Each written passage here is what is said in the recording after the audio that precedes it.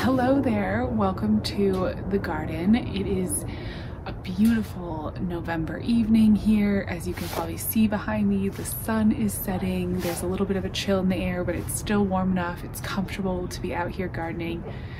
I just filmed a video where I, in real time, was dealing with just the lack of motivation this time of year. And part of that is just because of what time of year it is and the fact that the garden season is ending, and that's just, you know, it's natural to feel like a little bit of a lull. But there's also been a lot of things that have happened in my life and a lot of thoughts that I have been thinking, and I thought I would just share them with you. So I recently have been dealing with some grief. My father passed away. We've been just having lots of fall colds. It's just been a really busy season.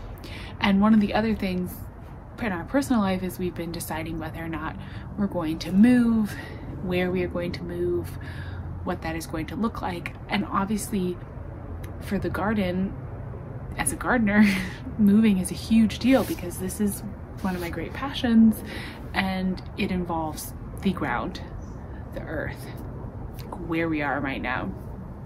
So I've been thinking a lot about the garden, and it did definitely I think it really took the wind out of my sails for a minute there, because I felt like the garden's gonna be gone. I'm gonna have to start over. I have, you know, obviously well, maybe not obviously, but you know, of course, as a gardener, you have these dreams like, I wonder if I could have like a huge property and like lots of land and all these things. And oftentimes we see a lot of people that have incredible gardens, incredibly big gardens, and I had some thoughts about this as a small gardener that I thought I would just chat about. So I know, because I know that a lot of the channels, YouTube tells me the channels that you all follow as well. So I know that you follow some of the channels that I do, and a lot of those amazing gardeners who I learned so much from have huge gardens, like the most gorgeous, beautiful gardens. And I think they're all really sensitive to the fact that a lot of us don't have huge gardens. And I know that like Jess over at Roots and Refuge always talks about like making your waiting room into your classroom, and the fact that, you know, maybe someday you could have a big garden, or what you can do before you have a homestead or a garden, a big garden. And I was thinking about some of those, you know, things, and as I consider maybe having a different garden in the future, there obviously are so many benefits to having a big garden. But I also kind of had this thought, like, what if I don't move? What if this little 20 by 20 garden is my garden for the next, I don't know how many years, you know, I doubt we'll live here forever, but like, this is also enough. And as a small gardener, sometimes when you see huge gardens, I don't know, it makes you think like, well, it would be really nice to be able to just grow potatoes without having to devote like a quarter of my growing space to it. Or, you know, I sometimes think like, it would be cool to be able to just like actually grow squash back here and have a huge squash harvest. Someday I might have a big garden. I mean, I might have like some in-ground space. I might grow squash and potatoes and corn, like pumpkins. I would love to. But as I've dealt with the reality of leaving this garden, I've gone through like this whole journey of dreaming of a huge space and then feeling kind of sad, thinking like, maybe that's not possible. Like maybe that's not going to be in the cards. You know, maybe the next house isn't going to have a huge yard, or, you know, I don't know, 10 acres or, you know, whatever.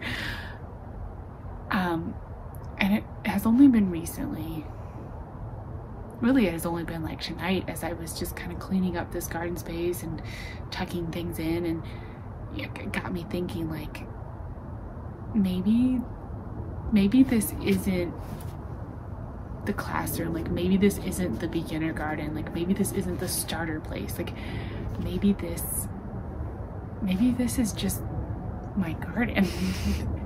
And maybe I don't have to aspire, even if we move, depending where we move, maybe I don't have to aspire to some huge thing. Like, this is totally enough. This is beautiful and incredible and special in its own way, and I've learned so much in this space. I continue to learn so much in this space, and I have so much fun, which I've always said is what gardening is about for me. It isn't just about having fun.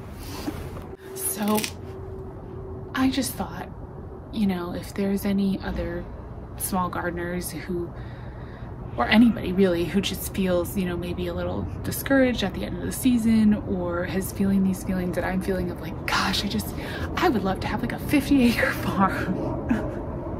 Because I would. I mean, I ride horses. That's my other passion in life, and that's what I've done as a career before being a mom. And so horses and farms, and that's like who I am. It's another huge piece of who I am. But as I start, like, this fall has just been such a fall of like understanding myself and coming to grips with life. And it just I don't know, it just made me think, like, if your garden space is a stepping stone, that's great, you know, and if you want to get the big farm, go for it. I mean, as I said, who knows, maybe I will someday, maybe I will end up having a huge farm. But I'm learning to come to terms that it's also completely okay if I don't. Like, if our next house has another small yard, I would love to have space for my kids to have like a little grass to run around on. That is kind of like one of my goals. But if I never have a bigger garden than 4 2x4 raised beds,